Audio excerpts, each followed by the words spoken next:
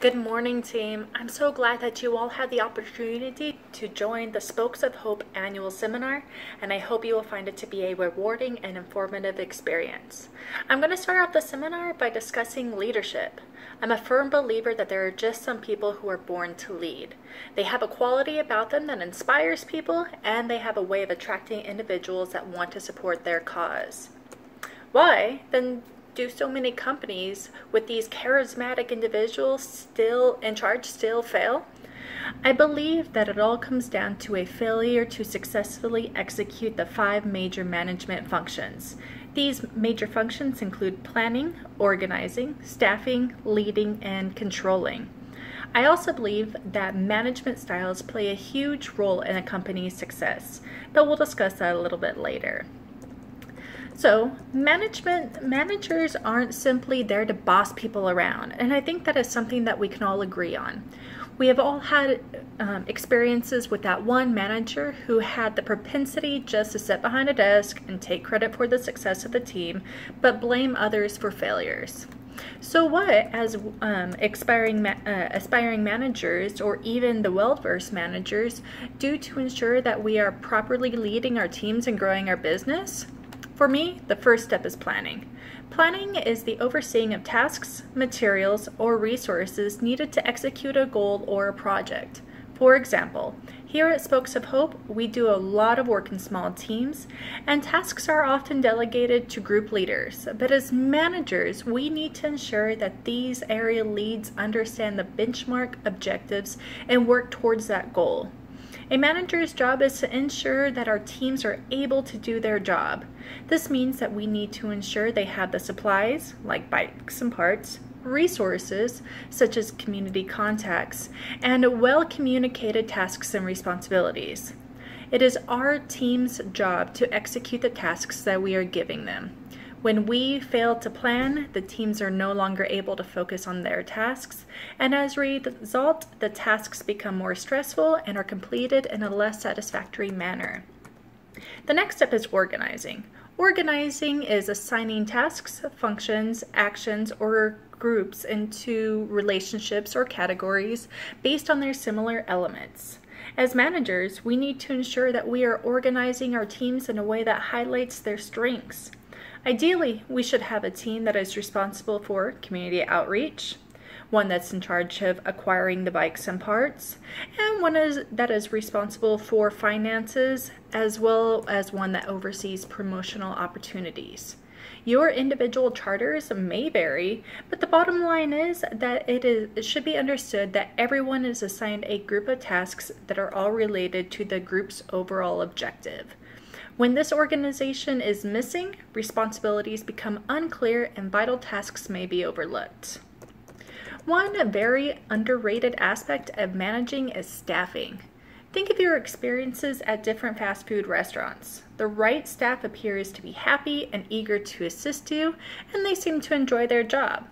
Their job is often not terribly difficult, and it would be easy to train most people at their duties. But the wrong staff can quickly break an organization.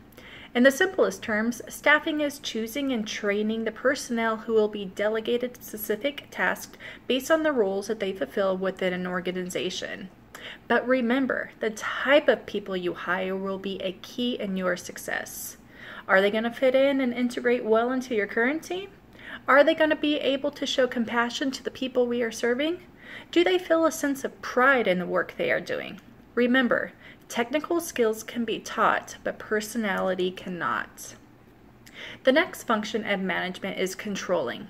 Simply put, it's just the oversight and foresight of the operations of a project.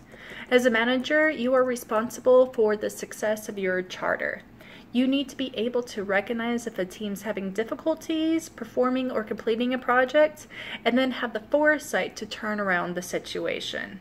It'll be up to you to lead the team to victory by evaluating the tasks that each group will be responsible for to ensure our goals are met. For example, if a client needs an influx of bikes and you do not immediately have that on hand, how will you be able to oversee the task of meeting this quota? You will be responsible for these issues so that your team can focus on executing the tasks that you have given them to ensure the goals are met. The final function of management is leading. This is the step that is usually mentally, emotionally, and sometimes physically the hardest. Leading is the style in which someone exerts control. But it's not just a matter of wearing a tie, sipping coffee, and bossing people around. Managers are, of course, in charge of procedures, tasks, and staffing, as we've already discussed. However, they are also responsible for bringing out the best in their employees.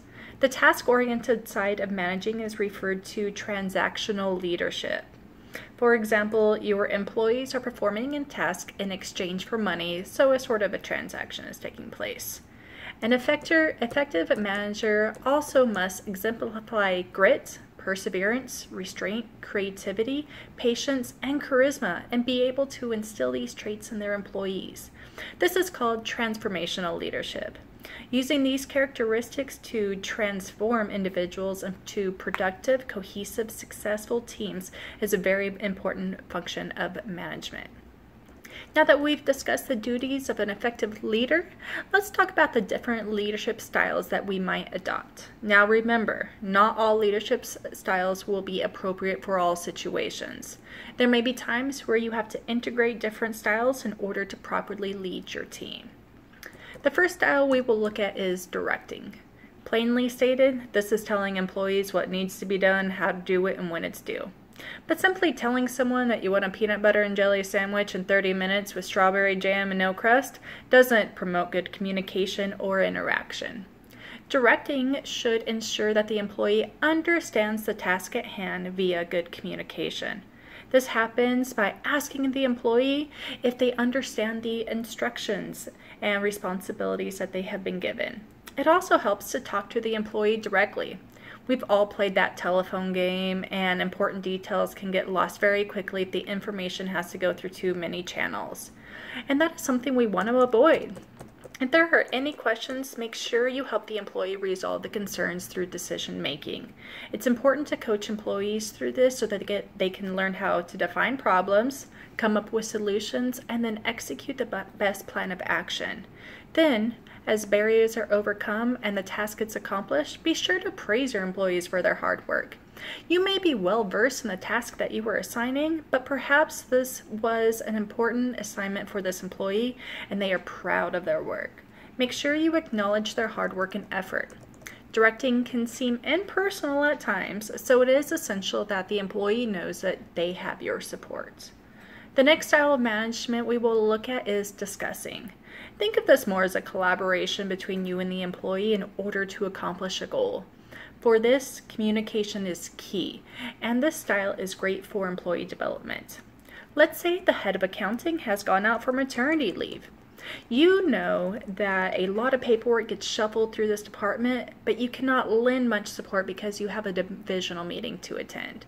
You know that the accounting department is made up of good, competent, capable workers, so you decide to sit down and discuss a plan of action with them. During this discussion, it's important to ask challenging questions and carefully listen to your employees' ideas and concerns. Through this Q&A, you and the team can brainstorm ideas, proactively look for potential problems, then come up with a sound plan of execution. If you notice that an employee is having difficulties completing a project, then it is important to coach him or her through it by breaking up their performance into small steps. For example, how do they think they did? What would they change if they could? Are there any alternate solutions to their problems? This empowers the employee to think critically and show them that you are interested in what they have to say. Make sure you praise them throughout the process. It takes a lot of courage for some employees to speak their ideas. They fear what their bosses and coworkers might think of their ideas. They do not want to look incompetent or made to feel like they had a bad idea. Thank employees for their contributions and remind them that one idea, even if it cannot be used as a solution may spark another idea that will be successful for the team. Bear in mind that discussions can be emotional, especially if you and the other person do not see eye to eye.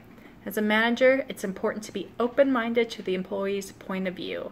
This will help build trust and confidence between you and the employee. The final style that we will look at is delegating. We have all had that manager who would assign us a project that he or she could have easily performed, but they would rather just kick up their feet in their office and play Tetris. They would just give us a stack of papers that is due by 5 p.m. with little direction or concern for the stack of work that we already have on our shoulders. Of course, this is not the way to delegate work. Delegation should empower employees. In a team setting, it can give them practice with leadership and interpersonal skills. Delegating, like all things, begins through communication. You will provide them with instructions, and they ask questions as needed until the objective is understood. If a problem arises, the delegate will usually brainstorm a solution on their own or amongst their team. The point is for them to carry out the task without much interference from you. Recognition and coaching will go hand in hand as usual. Ask the employees to rate their performance and to give themselves a self-evaluation. Let them realize that you appreciate their hard work and the effort they put in and how much it paid off. Then compliment them. Always make sure that you show them how proud you are of their willingness to step up and complete the project. Management's hard. Emotions can run high when people are stressed, and motivating a team that is facing a tough obstacle can seem impossible. But as leaders, consistency is key. We must always remember that it is our job to make sure they are able to do their job. That's why we must ensure we are keeping our end of the deal by planning, organizing, staffing, controlling, and leading. When employees know that these tasks are covered, they can more easily focus on their assignments. We must also ensure that we are implementing the right leadership style at the right time. Directing, delegating, and discussing all have their drawbacks, but they also have their advantages. And when implemented strategically, they can make for a very successful team. I want to wish you all great luck. Have fun this weekend, learn everything you can, and thank you for your time.